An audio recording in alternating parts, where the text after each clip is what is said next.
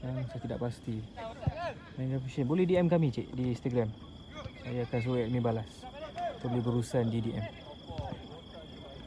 Sampai kesilapan. Gol yang pertama untuk Broski oleh pemain ini. Hasil kesilapan punya gol. Ada pertahanan tengah ke atas. Satu set. Oh, tidak sampai. Buang. Shen. Kanan ketika ni. Cuba terus. Gol! Terus tamat. Satu sama.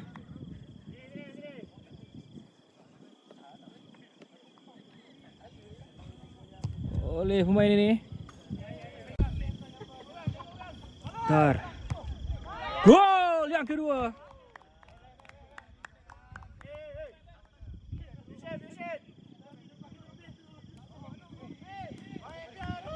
Oleh penjaring terbanyak tahun lepas.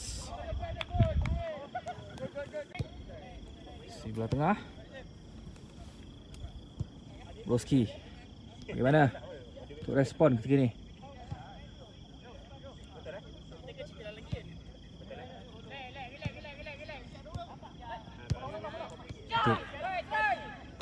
Satu percubaan. Gol yang ketiga. Percubaan terus oleh penyerang Fusion tinggi lampai ni. Tidak sampai seminit.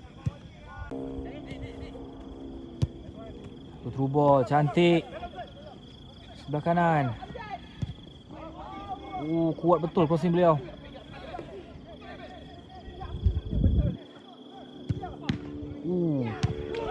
Gol! Yang keempat.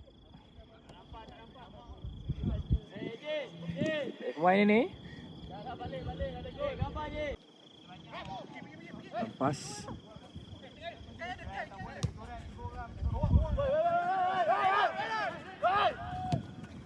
Putar cantik antara ini. Bagaimana? Buang.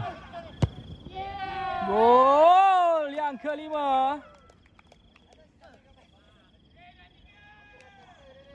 Oleh pemain ini. Sahaja beliau. Bukan.